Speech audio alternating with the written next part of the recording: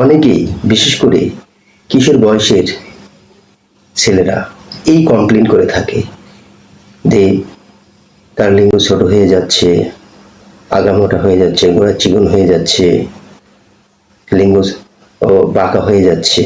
এটাকে সমস্যা হিসেবে চিহ্নিত করে। এর প্রধান কারণ হচ্ছে হকার।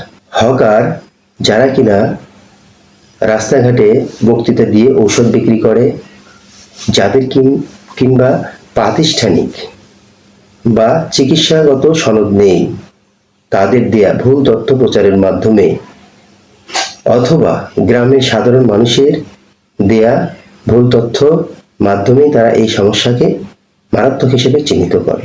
মূলত কিশোর বয়সে পেনিসের বৃদ্ধি বা বিকাশ নাও ঘটতে পারে, কিছুটা অস্বাভাবিকতা দেখা দিতে পারে, তবে বড় হবার সাথে সাথে ঠিক হয়ে যেতে পারে।